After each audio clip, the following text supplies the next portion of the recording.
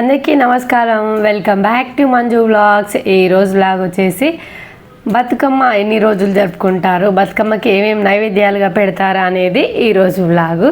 అందరికీ ముందుగా బతుకమ్మ పండగ శుభాకాంక్షలు. బతుకమ్మని మనము చక్రమేరపు ఆకారంలో అయితే బతుకమ్మని అనేది తయారు చేస్తాము.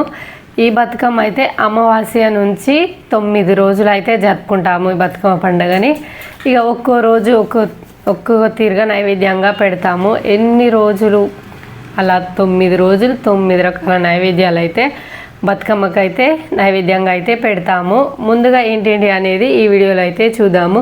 1వ రోజు ఎంగిలి పూల బతుకమ్మ, నువ్వులు బెల్లంతో కలిపిన అలా ప్రసాదం చేసి అమ్మవారికి నైవేద్యంగా అయితే పెడతాము. 2వ రోజు బతుకమ్మ, ఇది అటుకుల బతుకమ్మ, అటుకులు బెల్లము పప్పు కలిపి బతుకమ్మకి నైవేద్యంగా పెడతారు.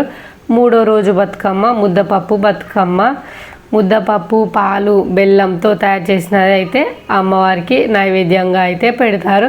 ఇక 4వ రోజు బతుకమ్మ నానబియ్యము బతుకమ్మ. ఈరోజు పాలతో నానబెట్టిన బియ్యం కానీ ఏదైనా ప్రసాదంగా ఇలా చేసి అయితే పెడతారు. 5వ రోజు బతుకమ్మ అట్ల బతుకమ్మ.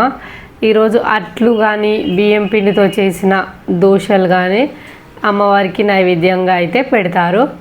ఇక 6వ రోజు బతుకమ్మ. ఈరోజు బతుకమ్మ కొందరు పేరుస్తుంది అంటారు, కొందరు పేరు అంటారు. పేర్చిన వాళ్ళు అయితే ఆ రోజు అయితే నైవేద్యం అయితే ఏమి పెట్టారంట. సో మరి మీ సైడ్ పెడతారా లేదా అనేది కామెంట్ బాక్స్లో కామెంట్ చేయండి.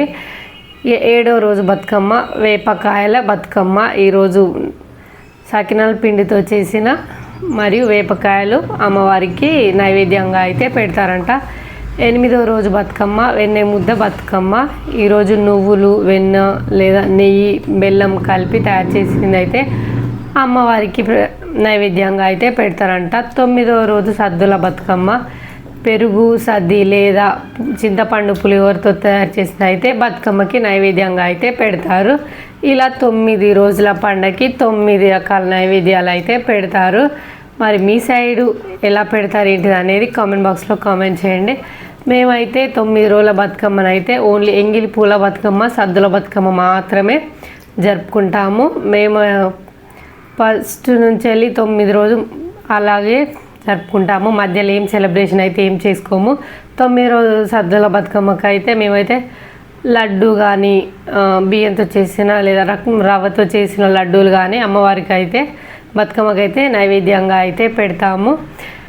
ఇక ప్రతిసారి అయితే చాలా ఘనంగా అయితే జరుపుకుంటాము. చూడండి 9 రోజులు 9 రకాల నైవేద్యాలు అయితే ఇలా అయితే చేస్తారు. సో మరి మీ సైడ్ ఎలా చేశారేంటి అనేది కామెంట్ బాక్స్లో కామెంట్ చేయండి. మా వీడియో కనుక నచ్చితే లైక్ చేయండి, షేర్ చేయండి, సబ్స్క్రైబ్ చేయండి. Thank you for watching.